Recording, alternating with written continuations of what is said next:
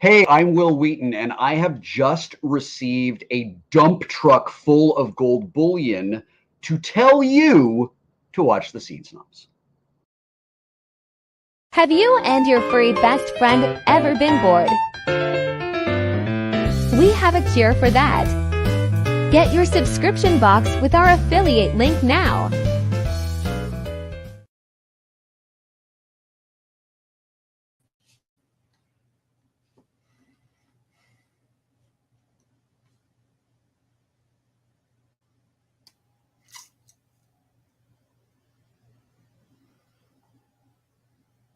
What's going on, everybody? Welcome to Scene Snobs Reviews. I am your host, Mick Manhattan. Usually I sit around and I'm watching my movies, and I get to these a little bit quicker. This one took me a little while to get to. On the Line, and it's a brand new movie starring Mel Gibson. It's an action thriller where he plays a radio DJ who is being haunted by a caller and who has his family hostage. And he has to take the steps to not get off the radio, try and figure out what he's going to do with the killer. And from there, it gets kind of wonky and crazy.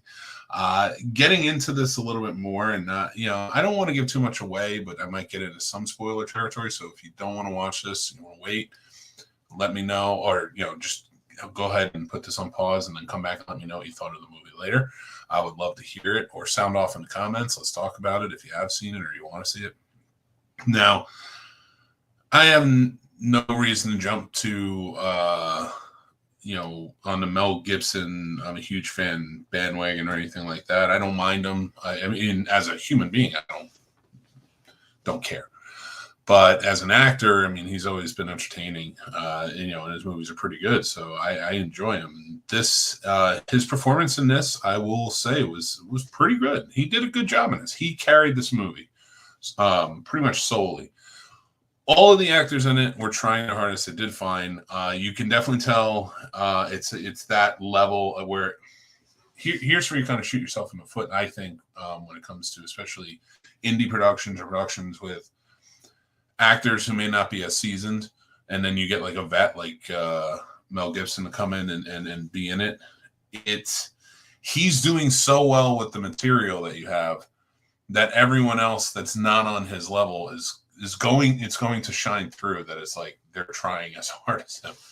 And this movie definitely has that now. But if you take that out, you take the suspension of disbelief, you just jump in, you see the characters for what they are, and try to enjoy it. I think you can get past that in a lot of ways, and I did with this. I did not hate this movie, and I didn't even dislike it. I did like it. I had fun with it. It's an odd, twisty movie. There's a lot of things going on here. They take it to different places. It's original for the most part. It's been done before, and they stretched it a little bit more than that. But it has been done before. But I liked that they tried it. I like that they went back to the formula for this. There's, and again, there's with the twist at the end, it's kind of takes you out of it. Takes you out a little bit because it's like, I did not see that coming. And I really did not see the end of this movie coming. And then the twist on top of that. All right. The second twist, I kind of was like, where are we going with this? But the first twist, I will say they did get me with. Now, I realize that's a lot of mumbo jumbo to spew right now without giving any spoilers away. But that's why if you go and see the movie, I want you to be surprised like I was. So going in, I will say now the movie, before you get to that twist, starts pretty good. The only thing I would say is that there was some poor dialogue choices when he's playing the radio DJ aspect of it. Just kind of playing it up, and he's just kind of playing it up, and I feel like he's doing his best to come off as a DJ, a radio DJ, and that has his own show, and he's trying to be shock, but nothing he's saying is shocking. None of the callers are too crazy, but they're trying to pass it off like he is like this Howard Stern type rock jock. Who has crazy callers, and he maybe doles out like crazy advice. But I wish they would have written that, taken the time out to plan that portion of it. That's like the first act, and so you could really see he gets under people's skins. He is this type of guy. This DJ that people really loathe and they hate. So when you get to the phone call where the guy's saying, you ruined my life, and now I'm going to ruin yours, and he's taking his family hostage, you're like, okay, I get it. But I didn't get it by that point because it seemed like he was trying to help people in his conversations, and then he was having on the phone, and they weren't playing that aspect of it up too much, and it was kind of like cut in a weird way.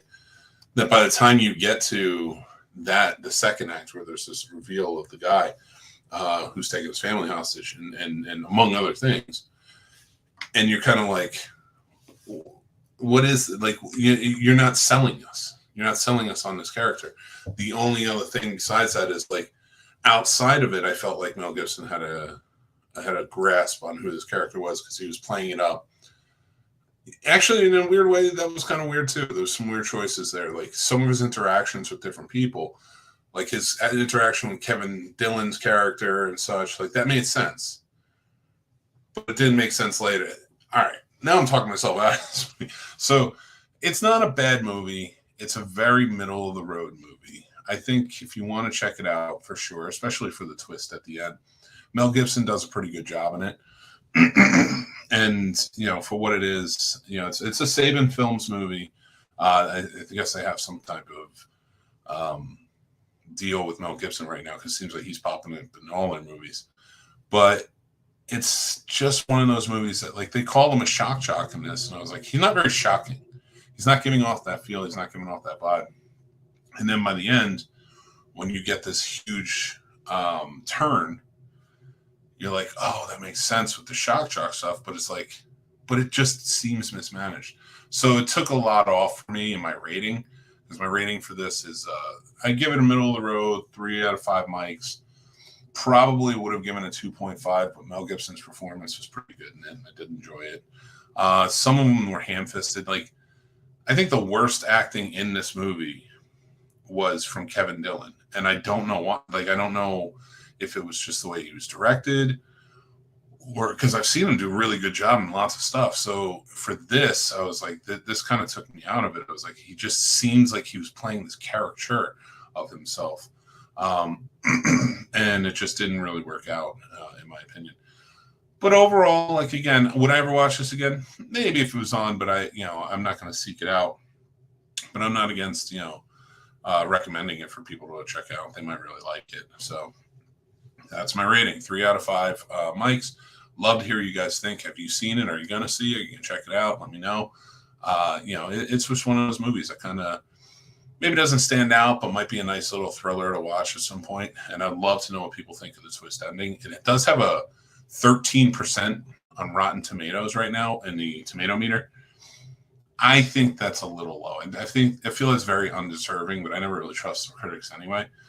This audience score is 45%. That seems about right. I'd say 45 to 50%. Like, this is a middle of the road movie. This is, if you want a good, performance, to see Mel Gibson in a good performance, plenty of other movies where you can do that, even where he gives great performances. But this might be one that you want to check out. Overall, though, it's okay. So for me, I say, if you're really into it, go check it out. But, it's all right. So if you guys are interested, make sure that you stick around. We do have coming up at 5:30 p.m. today, or you can watch it anytime after that, is the Betting Bros, Math versus Smash. And it's Week 11 edition. They are giving you the NFL picks to bet on for Week 11. They went 5-2 last week, so they did pretty good. So made some money off of that. So you might want to go check them out. Or you can check them out anytime here on the Scene Snobs YouTube channel. Tonight at 9 p.m., as always on every Tuesday, the Scene Snobs Podcast is all new. You can listen to this show anywhere, or you can watch it on our YouTube at any time. But for sure, definitely go check it out. Make sure you're also going to check out our new, excuse me, make sure you're getting ready and you can check out our Friday morning show, which is 7 to 10 a.m. Eastern. You can check that out every Friday morning on our YouTube channel. And I want to say thank you to our awesome patrons.